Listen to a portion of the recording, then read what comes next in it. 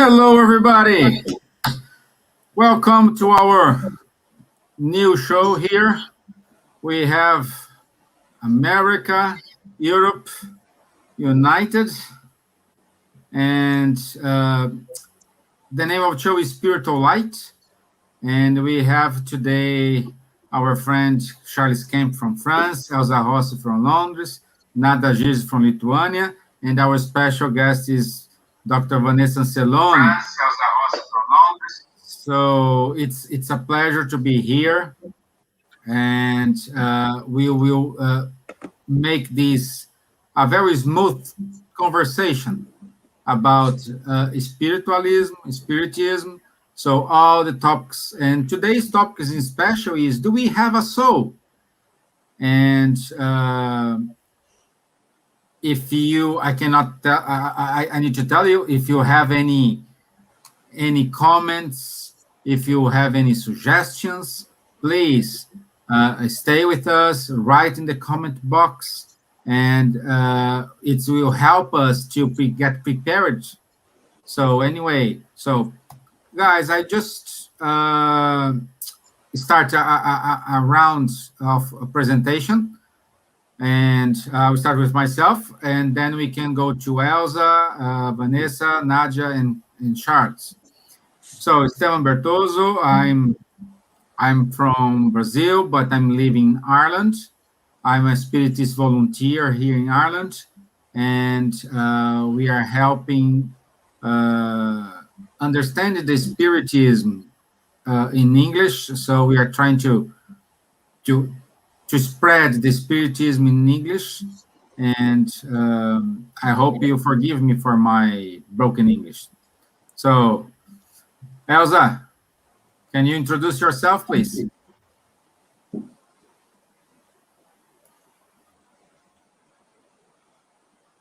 You are in a mute, Elsa. You are in a mute. Elsa, you are in a mute. Open it. Open for me. Okay, now it's done.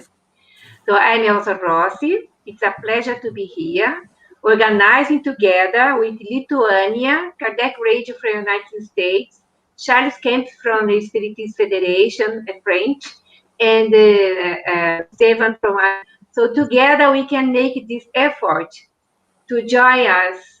We ask you and pray for us, because the intention is to bring small drops of love and understanding about life. It's a pleasure once again to be with you all. Thank you. Thank you, Elsa.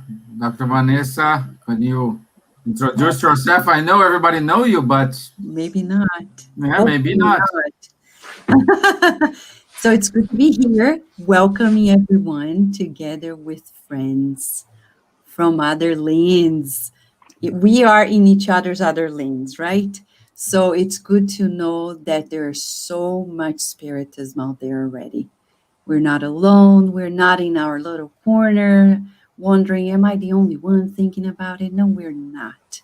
We have millions around the world, and it's a growing number.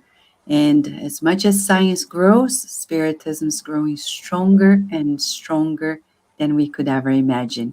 So it's a true blessing to be here, kickstarting this first program, Spiritual Light. May it bring light to all of us. Thank you, my dear. Nadja, how is Lithuania?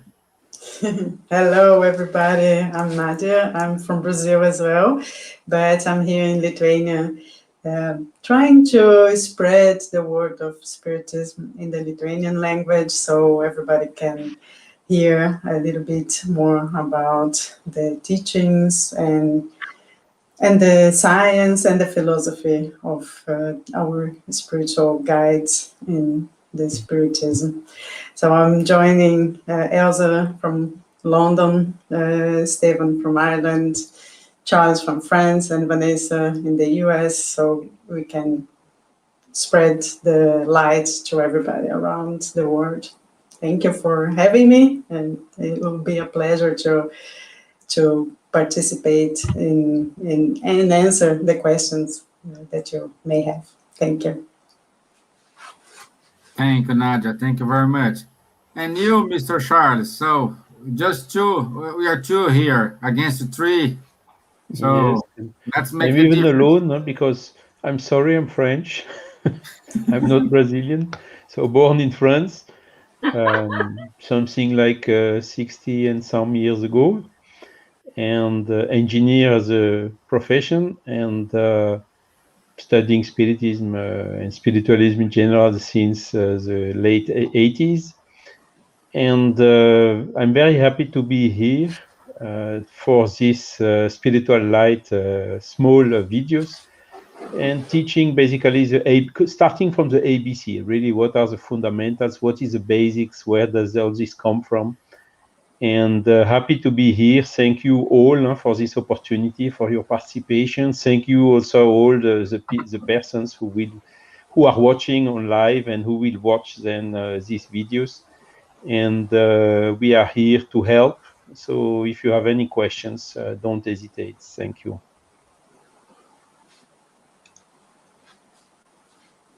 Great. Thank you very much. Thank you. So, Charles, I'm putting here your screen because you need it. So, and the big question to you, Charles, do you have a soul? Exactly, Stevan. So that is the subject of today. Before talking about what is the soul, we really have to start from the beginning. There are some people in the world who believe we have a soul. These are generally qualified as spiritualists in general. And there are some other peoples who do not believe that we have a soul, means in the dualist version, vision. So a soul which is independent of the physical body and of the matter as we know it. And these are called the materialists. They think the soul is a product of the brain. So this is a point that I will quickly try to just to show the main highlights, because of course 10-15 minutes it's not so long, does not allow to go in details. But again, we are here to answer to your questions. We are also here to listen to your suggestions. If you need or want any additional information, it's a pleasure for us. So, as I told, most of the people today, we have a life which is quiet, is comfortable. Unfortunately, since let's say March last year, it's changed a little bit. We have a big challenge in front of us, which is this COVID. And when such difficult times come, whether a pandemic like this, or when we, for instance, lose father or mother or brother or spouse or husband, or when we have some big trials, generally we get a call from our conscience. And here comes basic questions, basic philosophical question, what I'm showing here. What are we? That's the first one. Do we have a soul or not? It's part of it. And then where are we coming from? Have we been created together with our body, or did we exist before? And where are we going to? This is also a very big subject. What happens after the death? I will not enter in details on this one because it will be the theme of the next Spiritual Light emission. So these are really the fundamental questions that anyone is entitled to ask, and for which, of course, we would like to get some answers which make sense, some convincing answers, some rational answer. And this what we are trying to do. So who are bringing these answers? Is it from the academics or from the, let's say, classical science? Here I'm just putting a quote from a French spiritist, Léon Denis. He was born 175 years ago, 1st of January, so it's a commemorating year that we have this year about him. And he clearly wrote, in academics, complete uncertainty still reigns on the solution of the largest problem that man has ever questioned in his time on Earth.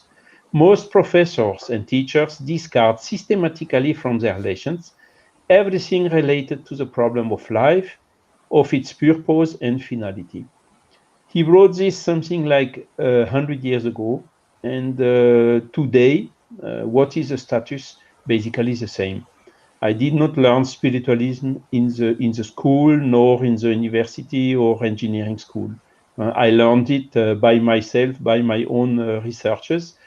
And I really would like to have at least some approaches in the schools about this question. Unfortunately, it's not the case yet. We are fighting for that. We are convinced and confident it will be the case one time. So the question is clearly, do we have a soul, or are we just biological matter governed by biochemical reactions? Yeah? Is the mind a product of the brain, material brain? Or is there something independent? This is what we will investigate today. So my first step would be to show what are, in general, the people believing about this. When we make a survey, I have here an example in Europe that I will show you now. A survey which has been done in Germany, but it's about the same result in whole Europe, and I think also North America, or maybe some parts of the world you have more. But in Germany, it's clear the result of the survey is 2/3 of the persons believe that the life continues after the death. So basically, 2/3 of the persons are already spiritualists. So clearly, spiritualism is in the air. It is unfortunately in the academic and the intellectual or in the university area that we find the more skepticism about this. But in general, the people, you see, 2/3, in different form, of course, believe that life continues after the death. This means implicitly that there is something non-material in ourselves, or a soul, which survive to what we call the dead. And on the right, there is another survey which has been done in France, and it's even stronger because you see 42% of the French people believe that we can remember from past life. So they are not only spiritualists, but also they believe in reincarnation. So clearly these things are in the air. There is the Vox Populi is raising, and stronger we get the pressure and dissemination of all these ideas. Albeit, as I told, there is still some resistance from science. And this is what we will check also a little bit later in this presentation. So now a very simple fact, very simple, straightforward fact. We can observe today how is the life starting. As you know, you have the ovule, which is fecunded by a spermatozoid, and then it gives a cell which is multiplying, in the mother's body. And at the beginning, you see these are these cells which are all identical. You have 2s and 4s and 8s, 16, and so on. And of a sudden, this is called embryogenesis. You can see that it's taking a shape in 3 dimensions. Some of the cells are specializing, making bones, the other ones the lungs, the other ones the brain, the muscles, all the systems that we know in the human body. And at the end, after only 9 months, you get this type of result, this wonderful baby. So how did we get from the left picture to the right pictures? I tell we because all of us, you, everyone, went through this. So if we analyze it on a scientific point of view, you have the law of entropy. It's one of the laws, second law of thermodynamics. And the law of entropy is telling that the natural way with the time is not to go in this direction, it's to go in the opposite. You have something specialized which gets after the transformations into something which is not so organized. And clearly in this embryogenesis, there is the entropy. If we don't assume there is an energy coming to drive this embryogenesis, the negative would be, the entropy, sorry, would be negative. So this is then contradicting one of the principles of thermodynamics. So clearly, this is one very simple things that everyone can observe. Science cannot explain the embryogenesis, cannot explain how this is happening, and still it is happening. So clearly here, the best hypothesis is still there is an organizing model, there is an energy which is coming to drive this, otherwise it would not be possible as per the known scientific laws. And basically there is a spirit, a soul, which is, how to say, linked to this first cell, and this soul is then giving the orientation, organizing the development of these souls according to the gender, according to what we can observe now better and better. But I told that there is a big resistance in the scientific domain, but it's less and less. I will show you here several examples that a lot of scientists are waking up and are making very clear and strong statements in the way of the existence of the soul. And one of the nicest manifestation in this way is this one that I'm showing, Manifesto for Post-Materialist Science. You can see the website address on the bottom, openscience.org, and you will find it quite easily. And it was an initiative in 2014 from just a couple of scientists, but today several hundreds and much more have adhered to this principle, which are written in this manifesto. I will just put some excerpts of it. You see, as an introduction, they write, "We believe that the sciences are being constricted by dogmatism and in particular by a subservience of the philosophy of materialism. The doctrine that matter is the only reality and that the mind is nothing but the physical activity of the brain.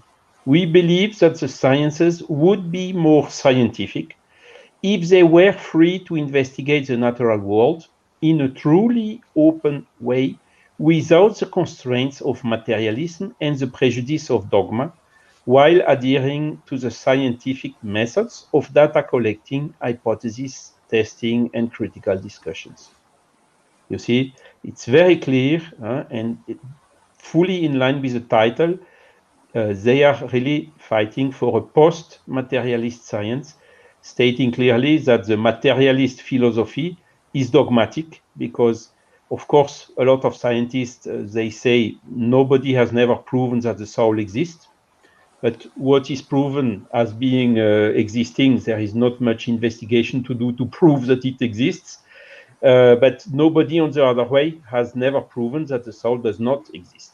So as long as it is not proven that it does not exist, it must be considered as a valid hypothesis to be investigated openly and truly by science, as it is clearly written here. So what are these phenomena that push these scientists for these statements? They studied the psi phenomena, where meaningful information can be captured by the mind without the use of the ordinary sense, or let's say the so-called sixth sense or other sense. They are also evidences about the possibility of mental influence at a distance or communication or other type of influence. And there are also more and more observed now non-local correlations between facts, between feelings, and so on, without material connection between them. Near-death experience is also a phenomenon introduced, let's say, recently by in the 70s by Raymond Moody in his famous book, Life After the Life. And these experiences, which are thousands and thousands observed, are showing that there is a conscious mental activity, albeit the physical body is and in particular the brain not operating. There are out-of-body perceptions. So the people who she's lying there with a cardiac arrest and so on can perceive things, real things, verified things that happen somewhere else. And there are also a lot of profound spiritual experiences which are so strong that generally the experiencer are not the same anymore after and before. Two books just which have been written on the NDEs. So you have one book from Pieman Lovell, Dutch searcher, and his statement is, our consciousness survives the death of the physical body. So you see, very clear a spiritualist statement. And also Eben Alexander, a neurosurgeon who suffered himself an NDE. And he clearly wrote, consciousness cannot be the product of the brain. Continuing, you have also some example in France. The France is maybe the country where there is the strongest resistance in the scientific means.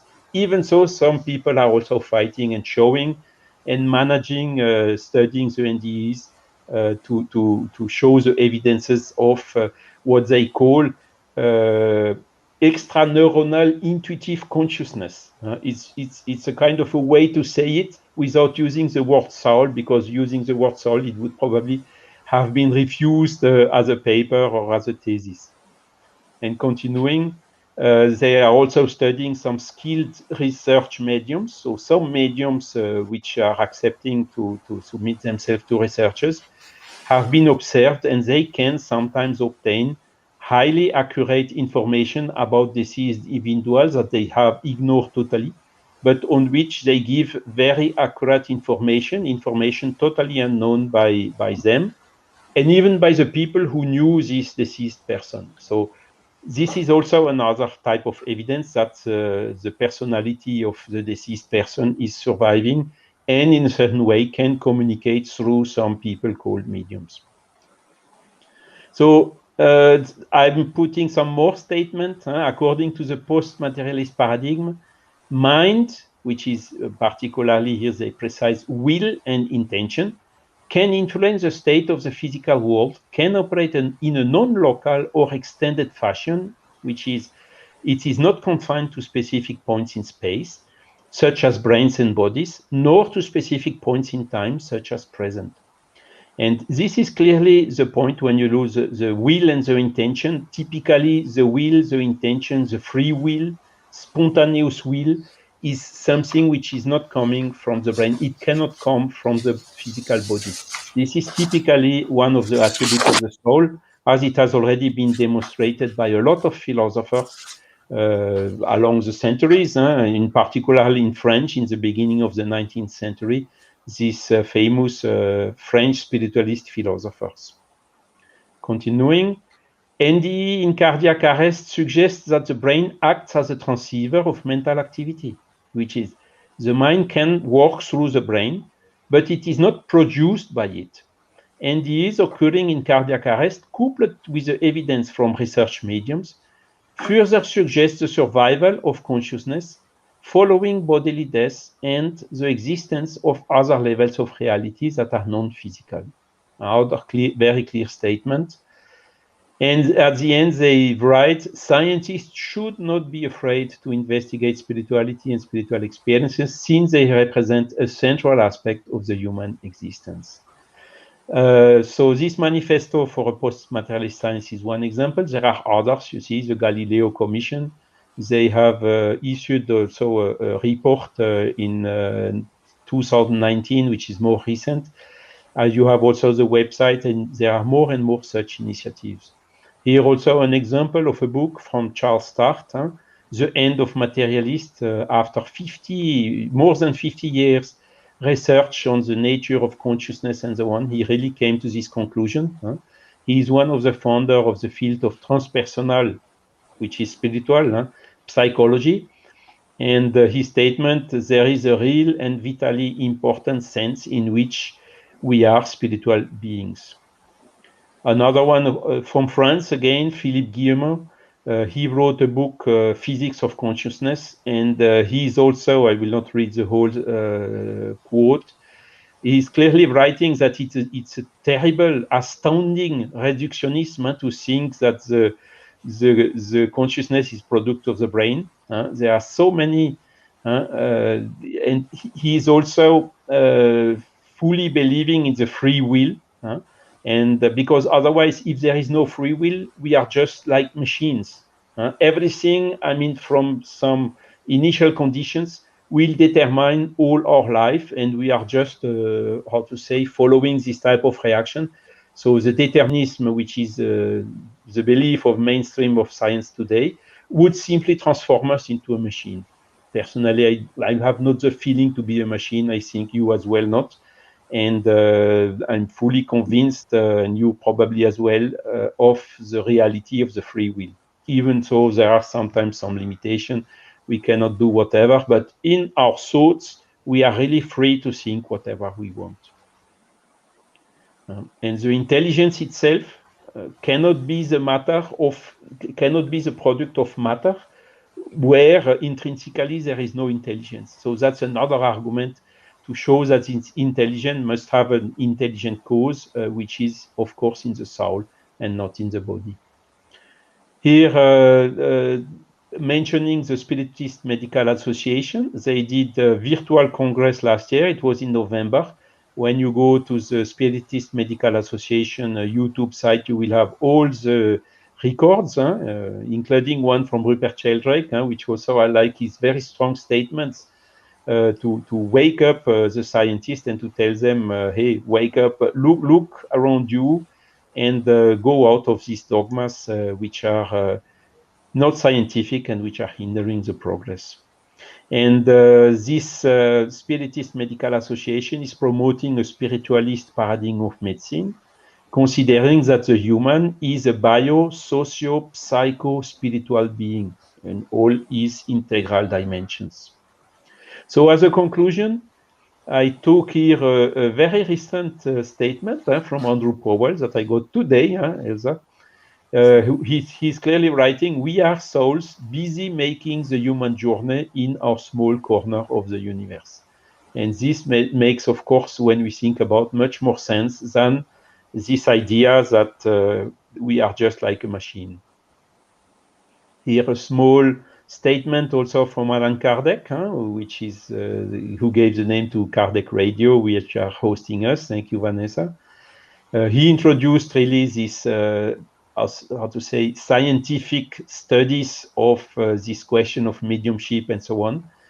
And the statement I like most from him is the one you can see. Unshakable faith is only the kind that can stand face to face with reason in all human epochs. And this is clearly showing a disruption towards the religious systems, which is more heteronomous, where you have to believe what is said or what is written or what is supposedly coming from a higher authority. And in Spiritism, it's the opposite. You understand, and only second, if you want, you believe in it. So it's a pure autonomous approach in clear disruption from these heteronomous systems encouraged by the religions, by the kings, emperors, and so on. So that was it for today. And I will stop. It was maybe a little bit longer than I was expecting. Open the door for the comments, the questions, answers. And here also showing the subject that we will develop next week. What if death is not the end? So it's a complement of the one of today. Thanks a lot for your time and for your attention.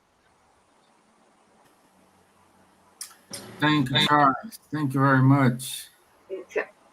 Wow. Well, a lot of information here. And I would like to ask to Dr. Vanessa, why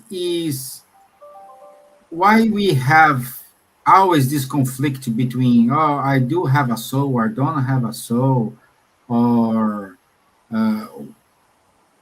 soul is the same thing as spirit. No. So why we have always keep asking those questions? So interesting. I remember talking to Dr. Larry Dossi at Cardiac Radio years ago, when this very manifesto came along. He was one of the ones that participated in it, and we had a whole program about it, and we discussed this. It's about, it's so interesting that God made us in such a way that we have a discovery road that we call consciousness, right? So humanity, it's clear that people are gaining expanded consciousness because it's about perception. It's about perception. It's really that sensation versus perception. How do we feel ourselves? Many people feel themselves as bodies.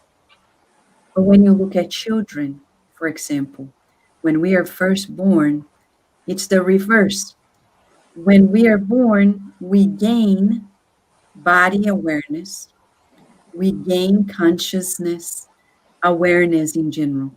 And then when we become adults, it's almost like the reverse, because then you feel like you're the body, and then you start realizing that there are many things that happen that can't be simply explained by physical things. There must be an corporeal part of me, which is myself per se. The body is a temporary extension that will be recycled. So it's very interesting that when Charles brings at the end the very statement that we have reason, faith, we can use our reasoning to see that an interesting journey happens when we are incarnated. We need to process this consciousness about who we are. And why haven't God created us already? Why haven't He created us already?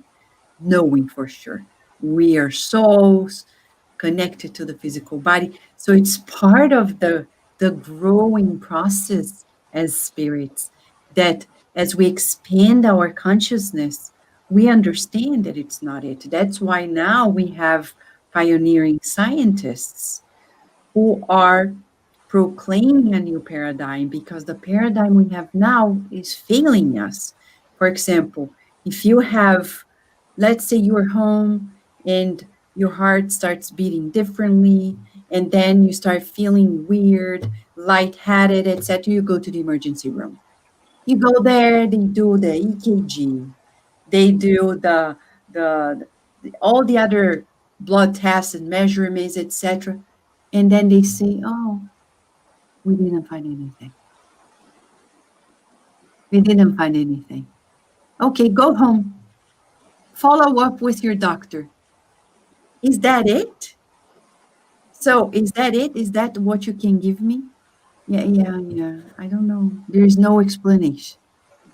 They can't explain. And then you go to a spiritist center. I'll just give an example, a real example that happened to somebody I know.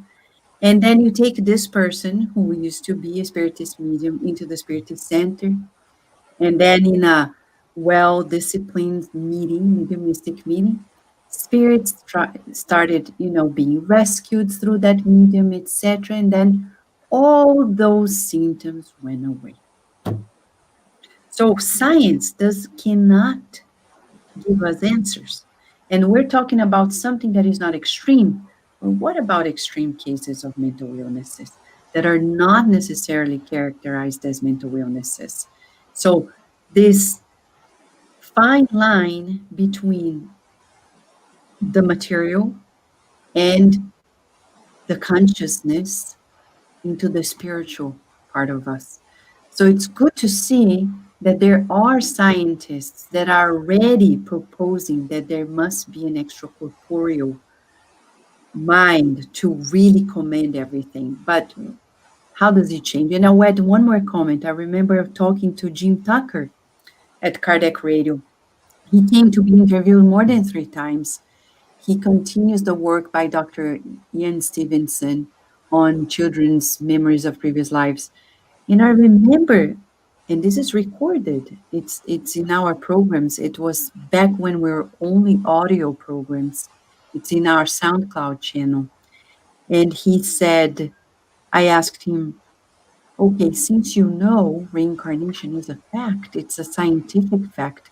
There's so many papers already showing the evidence that there is what Jan Stevenson coined as diathanatic elements, elements that cross the barrier of death, and from one incarnation to the next, they are brought into that, even the physical body. So what do you do with it when you're sitting in front of a patient and you know that reincarnation is a fact? Does it change your approach? And the answer is, we don't go there.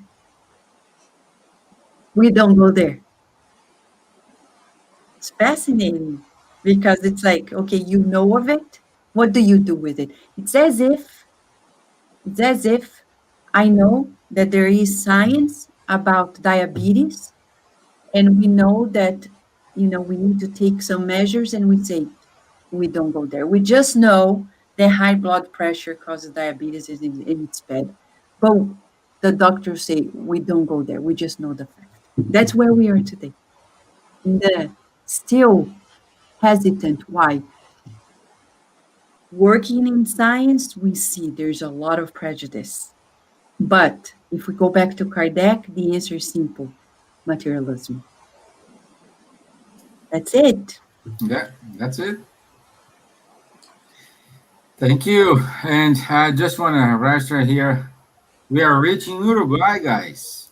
We have our friends from Uruguay here, Ruben. Forward with the Spiritism dissemination, bringing peace and comfort to more needy hearts. Greetings from Uruguay. So, see, also a friend, Severina Klementovska. So, probably she's neighbor of Nadja in Lithuania. Could be, could be. Yeah. So we do have one question here, guys. It's from Vanderlei. He said, how is the process of connecting a soul with babies who are generated by in vitro fertilization? Who's up to answer that question? Well, I can start answering. I think But Elsa, please. no, I was wondering, is it the same process? Because life is life. So when starting connection, the spirit, if the spirit is ready to connect your body, planet or the benefactors that are surrounded in the spirit help to connect to this first cell that divided is the same way inside the tongue's mother or in vitro, because in vitro only to generate for the first, so is adding in the mother's womb immediately after when the cells starting divided, or less than that. Because I'm not a doctor, perhaps Nadja can explain better, or Charles. Yeah. But it's the There's same a big, way.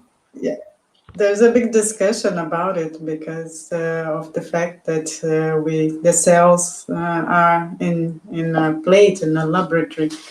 But myself personally, I agree with Elsa. I think from the moment the cells, the spermatozoids get into the oval follicle, it gets this connection of the soul, of the spirit. But there are some, we need to have more studies about it with, and of course in Brazil, we have many doctors and researchers who are digging deeper in this subject. So we soon will have more information about it.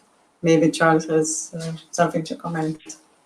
Yes, it's basically, as Elsa, you told right, the process is very similar. I mean, if there is no spirit incarnating, the how to say, the first egg, it may develop, it may multiply, but it will not take. There will not be the embryogenesis. It will not live. There will not be a, how to say, the life in it. And so that's typically one of the favorite subjects of Dr. Marlene Nobre.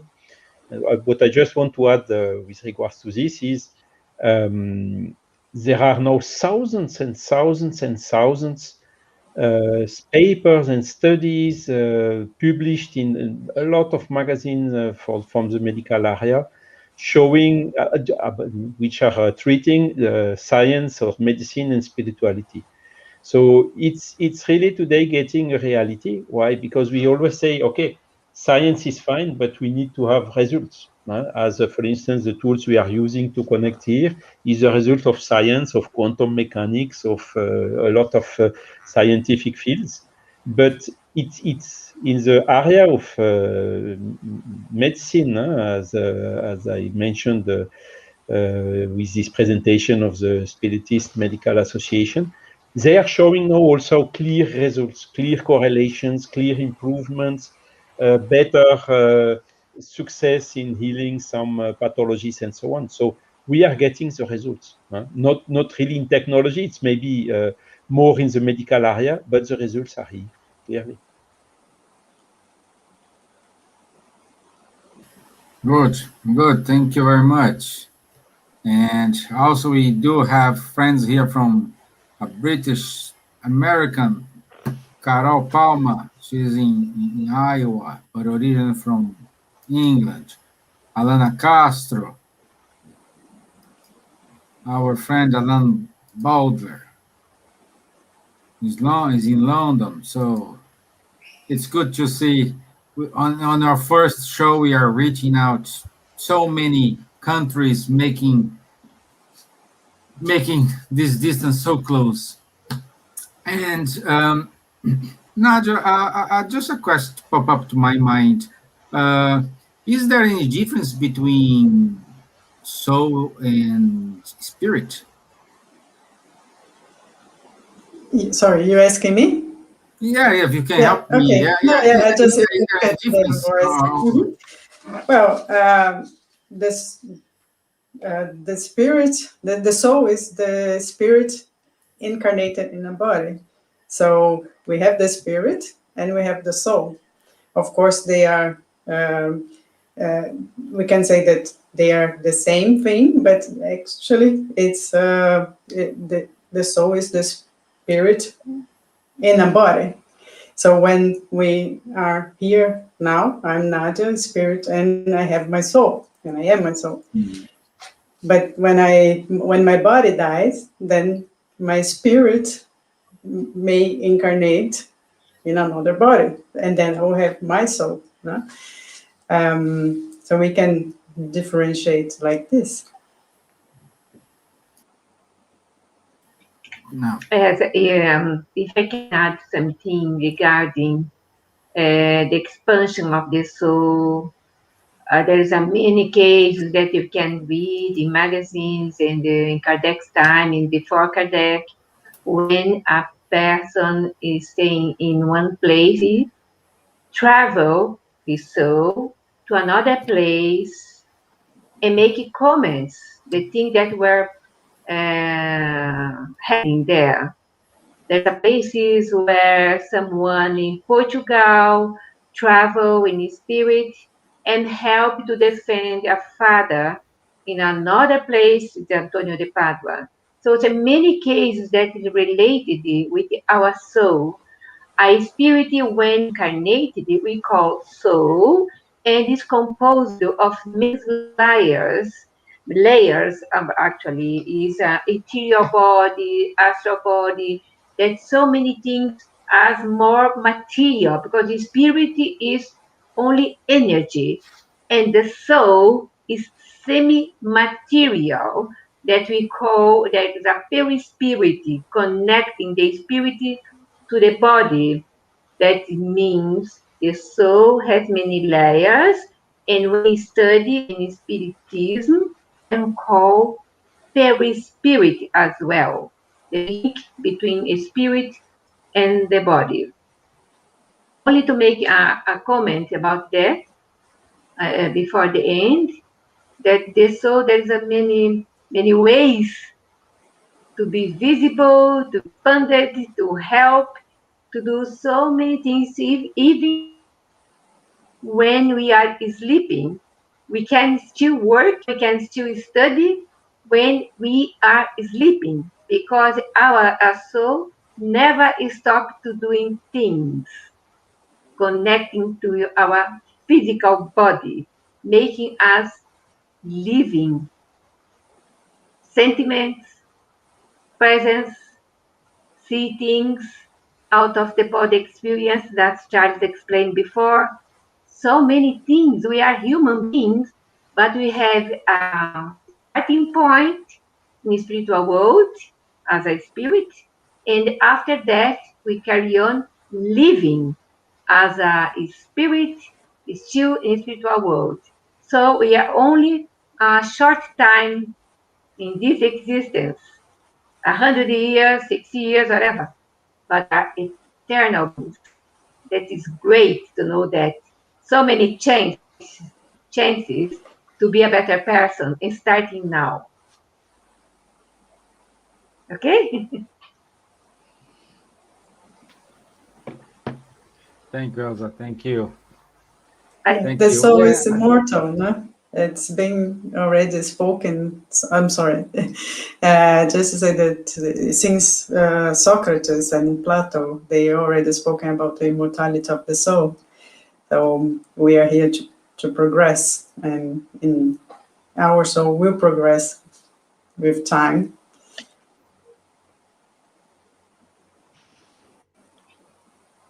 great. When we look to I the think Vanessa history, could explain.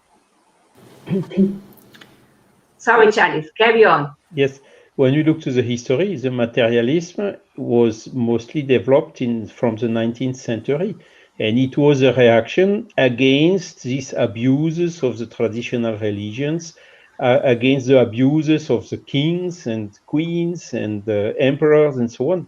That was the reaction which they rejected everything. And this is still, as Vanessa told a little bit at the beginning, why this, when you talk about God or Saul to a scientist, he gets uncomfortable because he never heard about it, or very seldomly in the universities and in all this.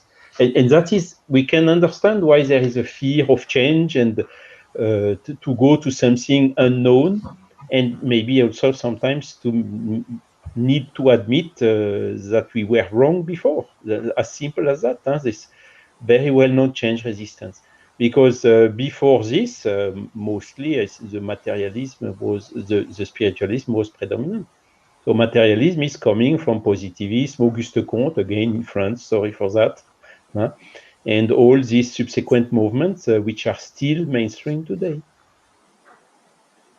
Yeah, it's so interesting when you're saying that, Charles, because nowadays we can imagine a little bit about these conflicts, because nowadays, for some reasons, we have people, we've recently had in the United States this huge wave of discrediting, for example, science.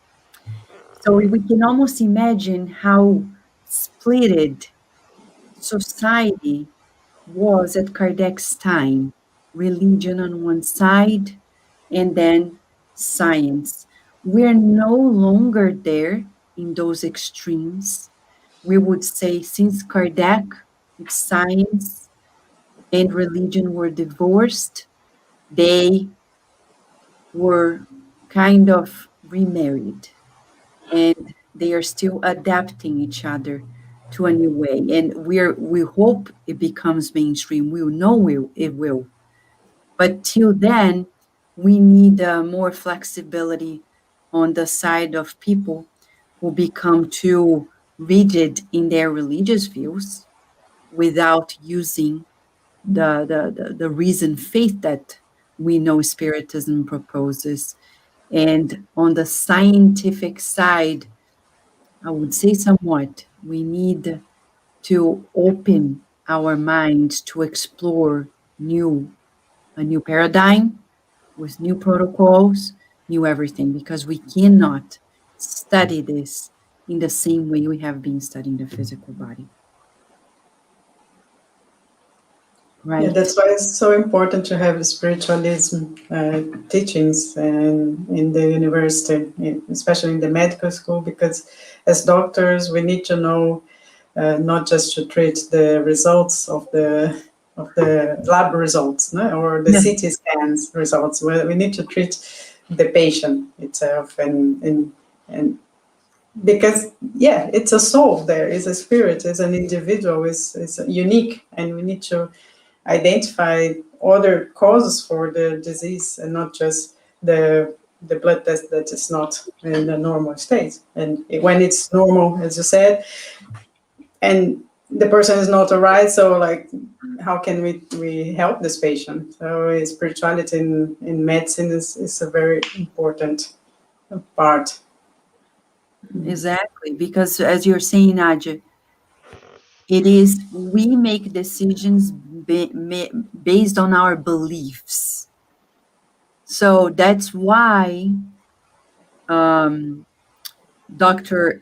Harold Kenning from Duke University, he is one of the leading authorities into, proposing that health providers embrace the patient's religious beliefs in the sense of stimulating them to practice it Yeah, to optimize their healing process. So several studies show it to them. Why? Because we make decisions made based on our belief. yeah, Many people are going to take care of their health or not based on their belief.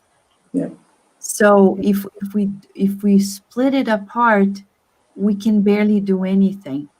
And if for the people who talk about money, insurance wise, you're talking about millions and more than millions of dollars, for example, in the United States, that are being drained out just because people are not considering a more complementary way of approaching who we are, that we're not only the physical body. So that's why insurance companies, even for dogs in the US, the American Kennel Club, I've got to know this week that the insurance for dogs covers alternative, even acupuncture for dogs, yeah, uh, and a homeopathy for dogs.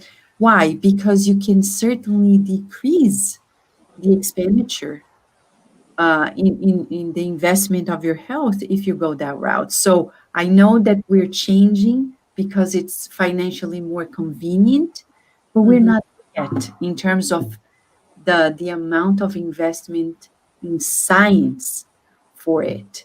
There are lots of questions that are still not being addressed because there isn't enough money being invested so scientists can, and that's how it works. yeah, You only do research if you have money to do the research, but to have the money, because it's so beautiful to think of all these questions, but when you go to the practical part of it, who is going to give you the money? The government.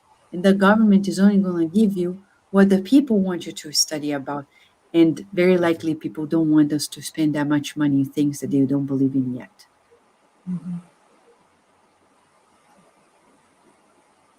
So this is where we are. So that's why the Templeton Foundation in the US is making a huge difference because it's a private funding that, for example, Dr. Stephen Post, he researched a whole lot. We spiritists talk about without charity, there's no salvation. And he has a whole report every year talking about the research that is being done under the title, It's Good to Be Good, how it affects our health, to be good, to do good to others, to volunteer, etc., etc. But where is the funding coming from? From private companies, from foundations. So the And belief of the people is leading us into further investigation or not. So and dear friends, we are very close, 5 minutes to close our time, but we do have like two interesting questions here. I will pop up both questions, and I would say we can make just one answer for both. Okay. So the first question is from Riley, SOS Riley. Hi, Nadja. Would you say that the soul is energy more connected to the material life and spirit is our deep level? Second question from Dawn. Vanessa, what did you experience in your academic work concerning spiritism versus science? Nadja, go ahead. Okay. Can you pop up the question again? Because the soul is our energy, more connected to material life, and spirit is our deep level. Yeah, you could say that. But I think the soul and the spirits are energy, and that's what connected to our body, which is our material, our terrestrial material mass. It's like a mass, and that's that's the gross, the big, the heavy part, and the body and the soul, the spirit and the soul. I'm sorry, are energy, and they connected us to this body, so we can express our feelings um, and follow our desires and have our dreams come true. So I could say that, yeah, you're yes to your answer. Yes, thank you, Nadja. So, as Nadja is saying, soul and spirit are the same. As Kardec proposed, soul is just the incarnate spirit. So, it's as simple as that, right? And bringing that up, when Don Sambol, who is a spiritist American friend, who used to be in Virginia, now in Chicago, right, Don? I think you're still in Chicago. He's asking us about our experience. I will summarize it. I never brought up, but of course people find out. And I had colleagues asking me questions about why do I believe in it. I had students asking me, but everybody was always very respectful. In 18 years at the University of Maryland, even if people knew, they were very respectful. That's something that is very interesting in here. People don't go there, they don't confront you because they know it's not the theme of the university. And that's why I never brought up. But I remember the most intriguing one of the experiences I had there, and I want to share with you, was when I was interviewing a dentist and a researcher, a scientist, an American scientist from Ohio. She wanted to join our group. And at 9 a.m., we entered the conference room. I was going to interview her. I said hi, closed the door. She sat down, looked at me, and said, I know you're spiritist. And it was a shock to me because at 9 a.m., I was like, my brain was still like, for work, right? For work, I was still like, oh, slowly warming up. And I'm like, did I hear spiritism here? Did I hear it? And then I said, what did you say? I know you're spiritist. And I said, okay. So, and then she said, and I talked to your boss about it. Oh, really? And then what happened? She said, I talked to him at breakfast today and asked him if he knows what you do as a spiritist. And then he said he doesn't know what it is. And did you explain it to him what it is? Do you know what it is? And she said, yeah, I said it's like a religion. So I knew, of course, she was trying to, manipulate my feelings, thinking that I was going to put A+ for her out of pressure. But I said, I have nothing to hide. But I don't think I'm going to waste my time explaining to this lady what it is because she doesn't want to know. Right? So I looked at her. I didn't say a thing. And I said, can we start the interview? So some people will dare to blackmail us thinking that we're doing something wrong. That's why we are freely on the internet. We have nothing to hide. And I have several colleagues from the university who are connected to my Facebook page, and they see everything we do. And I have several former bosses that I had at university who are there as well, and their family members, and it doesn't seem to show anybody away. So I would say it's not easy. People don't want to talk about it, but they respect us as long as we also respect the environment. So that's something we need to know. Though we profess these teachings, we embrace it, it's our life. I'm not going to enter university where this is not a subject yet and talk about it, unless we have to organize a spiritist event, which we've done in the past. We used the conference rooms to the general public at the University of Maryland without any shame, and it was always successful. So it's going to take time, but we're going to get there. Good.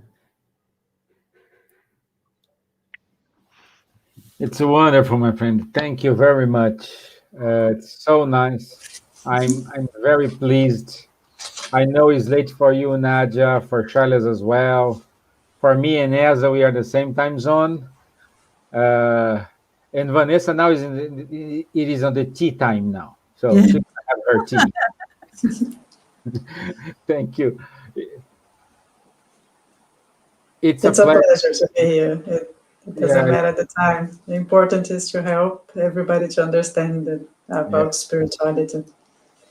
And okay, and do you have any final considerations before our wrap up?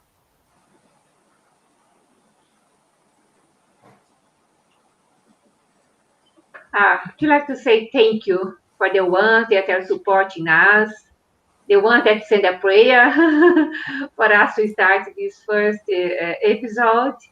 And I'm really happy to contribute with my friends here for a new world and helping this new paradigm and the no materialistic paradigm as well. Thank you very much all. God bless you all.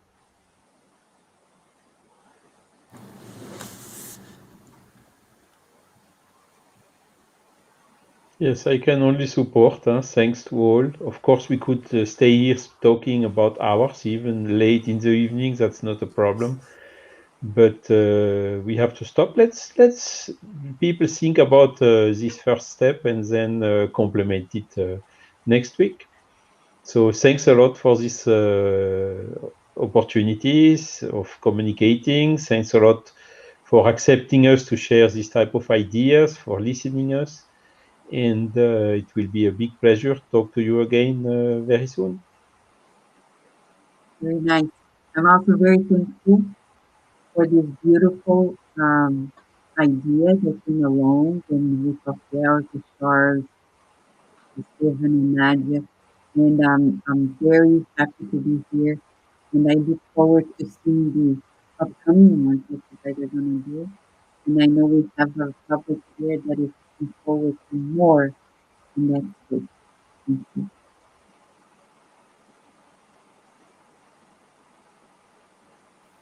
Okay, thank you very much, my friends. It was a pleasure. Let me put it here. Our next show is next Thursday, 11th of February, and our main topic is what if that is not the end?